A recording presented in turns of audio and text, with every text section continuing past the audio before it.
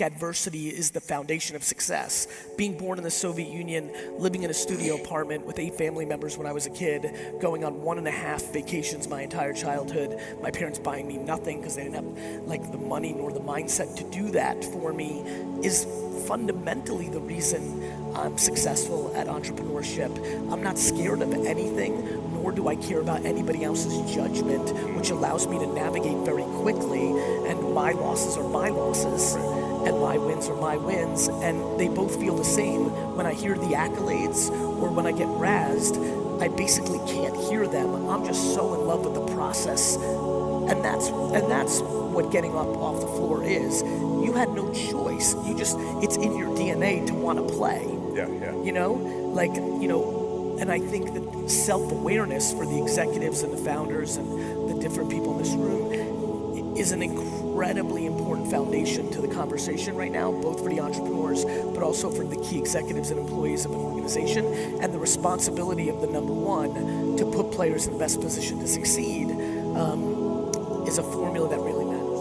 If you've got somebody who's driving top line revenue, or is she or he is crushing their numbers, what most companies are doing is they're looking at surface level. They're like, ooh, if we fire Carol, we're going to lose those 3 accounts because she's so wired in there. What they don't realize is the hidden lost revenue that's happening with Carol or Harold destroying the culture and completely messing up the continuity and speed of the macro. So what do you do if you have someone who's really kicking, bringing the numbers in, and they're just they're a jerk? What do you do with them? What I do, one man's point of view, is I sit them down, I look them dead in the face, and I say, you think I'm joking because you're delivering, but I'm not joking, and if you can't be a good human being, I'm going to fire your face.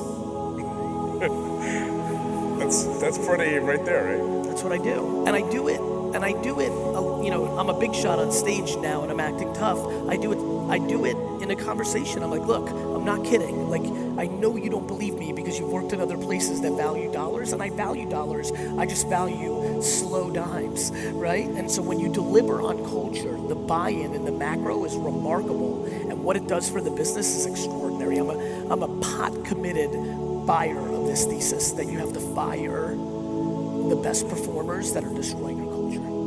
I can't imagine being a common sense human being in September 2022 and not understanding that brand is built on social. I genuinely mean that. I mean, you'd have to be so subconsciously religious about what you were taught in college about how brands are built to be anyone that doesn't see it.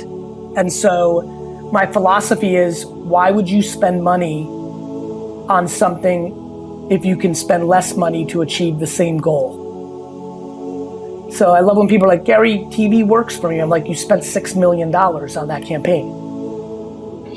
I'm like, it should work. I'm like, the question is, did you spend $6 million on creative and media in TikTok, YouTube, Facebook, Pinterest, influencers, podcast, YouTube, what would happen if you actually spent that same money perfectly in the contemporary environments?